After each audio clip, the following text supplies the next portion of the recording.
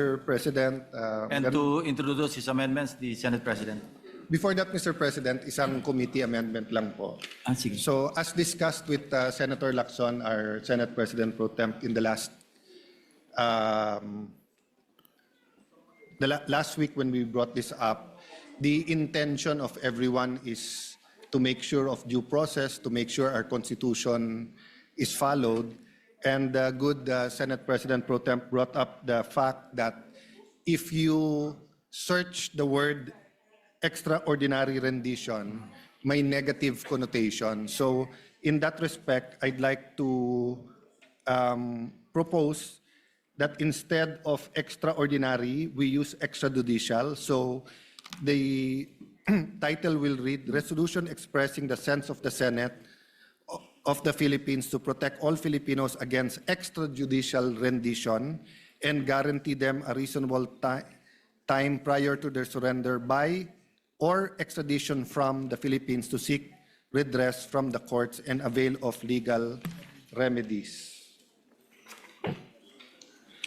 In the same manner, Mr. President, if it could be a omnibus amendment, on page 2, lines 33 and 39, after comma, following the word whereas, delete the entire clause and replace with the following.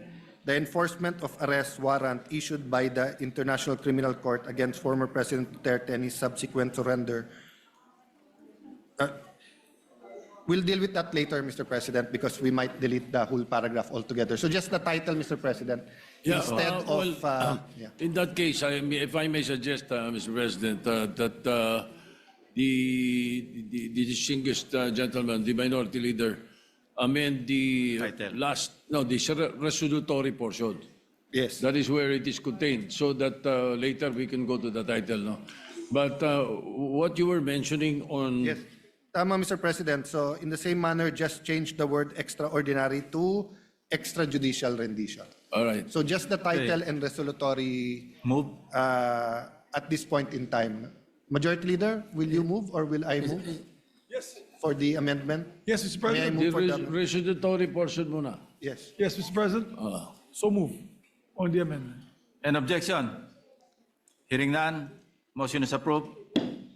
Okay, now, Mr. President, if you don't mind. Yes, please, Mr. President. I have no problem at all with the resolution. I fully support it. As a matter of fact, I'm glad that you have changed a word or two in the resolutory portion and then hopefully later on in the title. My issue, if you don't mind, my esteemed minority leader, through you, of course, Mr. President, is 2 or 3 lines in the whereases. Yes, Mr. President. So that I was hoping that we could somehow temper 1 or 2 lines there that might be, in consonance with the Republic Act 9851. So in page 2, line 33, the entire whereas, and I don't understand you were thinking of doing that yourself later on, no? But if I may propose Yes, now, Mr. so President. the entire whereas, 33 to 39. replace it with the following. And I think this will be in consonance with Republic Act 9851. I need not explain it anymore, Mr. President. So replace it with, whereas in 2025, a warrant of arrest issued by the International Criminal Court, ICC, in parentheses, were implemented to apprehend former President Rodrigo Duterte. If you will accept, Mr. President. So with that line and then go to the next already. Yes, whereas. and go to the next whereas. I think that's fair, Mr. President, and fair and clear. Anyway, Mr. President, everyone has a stand on this issue at nasa Supreme Court naman. So I think just stating it factually the way the Senate President did, I think would be clear to everyone. Yes, I hope so. Yes, thank you so much. Thank you. If you're accepting, Mr. President. An objection? Objection. Hearing none, amendments, the proposed amendments All right. approved. And two more, if you don't mind, Mr. President. For page three, line 1 to 5.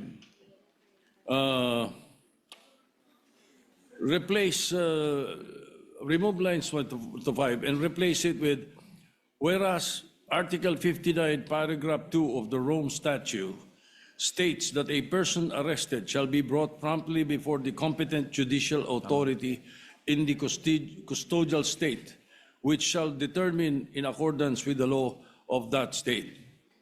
Of course, meaning the Philippines. Agree, Mr. President, because it's logical with the former amendment in the former whereas clause. So I accept and agree. Any objection? Hearing none. Approved. And finally, Mr. President, still on page 3, a proposal to, I believe it does not really align with the subject of what we want in the resolution. So may I move that we remove lines 11 to 17, Mr. President. Remove the entire whereas, and that's it.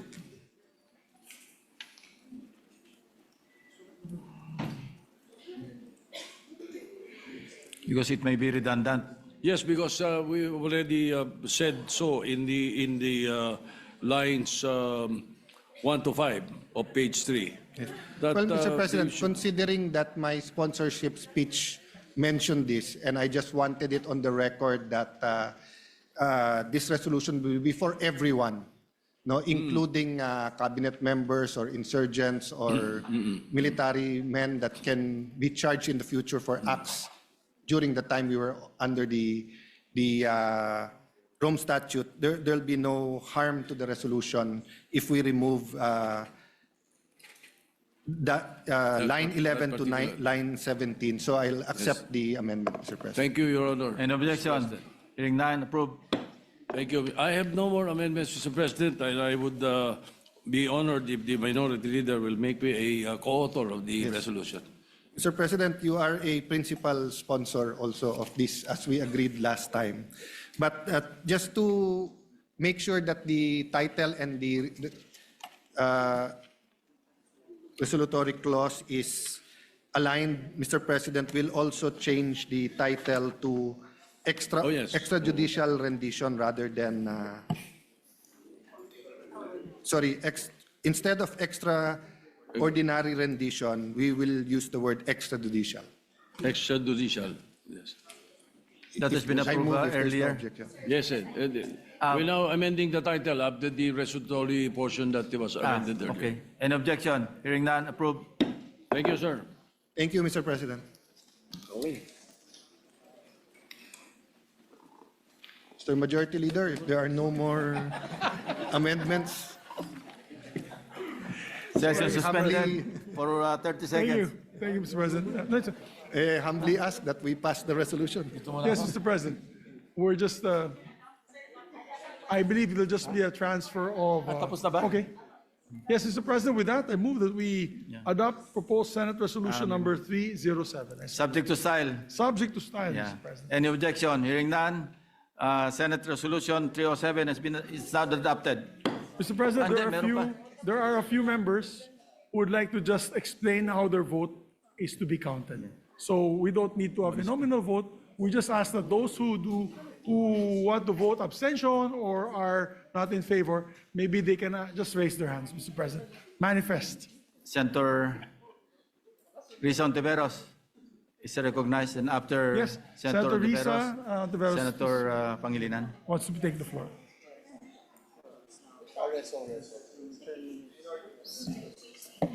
Salamat po, Mr. President. Mr. President, I rise to explain my no vote to PSR number 307. Please proceed. Thank you, Mr. President. This measure is framed as a defense of sovereignty and due process. Those are values I uphold. But sovereignty does not mean insulation from obligations we freely assumed under international law. And due process does not mean immunity from accountability, especially for such grave charges. Sa totoo lang po, nakakalito ang resolution dahil lahok-lahok ang mga legal concepts. Extraordinary rendition o extrajudicial rendition na synonymous sa isa't isa at talaga naman bawal. Extradition na may kanya-kanyang governing treaty. At ang totoong pinapatungkulan ng resolution na ito, which is a surrender to the ICC following Section 17 of Republic Act 9851. Sabi ng resolution, 2 options daw ang nasa RA 9851, extradition o surrender. Pero hindi po extradition ang tamang proseso dahil according to international law at sa rules on extradition proceedings ng Korte Suprema, extradition is a formal, treaty-based process in which one state surrenders an accused or convicted person to another state to stand trial or serve a sentence. The ICC is not a state, so extradition could not have been an option. Hindi po namili ng mas mapangahas na option ng executive. Namili po siya ng angkop na option dahil extradition is an incorrect remedy. Precision matters, Mr. President. When we mislabel a legal process, we distort the constitutional analysis that follows. Our own Constitution incorporates generally accepted principles of international law as part of the law of the land. The fight against impunity for crimes against humanity reflects a long-settled principle. Individuals may be held criminally responsible under international law for the gravest offenses known to humankind. Ang prinsipyong ito ay hindi lihis sa ating constitutional system. Ito ay nakapalaob nito. Ito ay nagpapayaman nito. Secondly, due process is not confined to a Philippine courtroom. Surrender to the ICC is not a deprivation of due process. It is the means by which due process is realized. The ICC provides for principles which ensure fair proceedings and ample opportunity to be heard. These include the right to counsel, the presumption of innocence, the ability to challenge jurisdiction, the ability to raise defenses, the ability to say that one is not fit to stand trial. Lahat nga po ito ay inavail ng dating Pangulong Duterte. The constitutional guarantee is due process, not exclusive domestic venue. Thirdly, while couched in general terms, this resolution arises from specific circumstances involving the former president. The rule of law requires that accountability mechanisms apply equally, regardless of rank.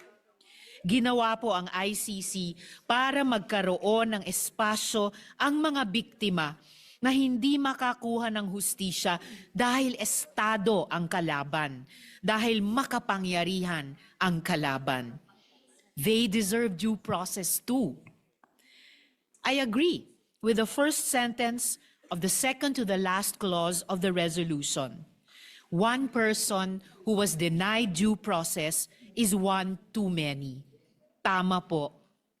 Ang hindi po binigyan ng pagkakataong magsalita, ipagtanggol ang sarili, humarap sa korte, magbigay ng kanilang panig at kumprontahin ang kanilang mga taga-usig ay tunay ngang kalunos-lunos.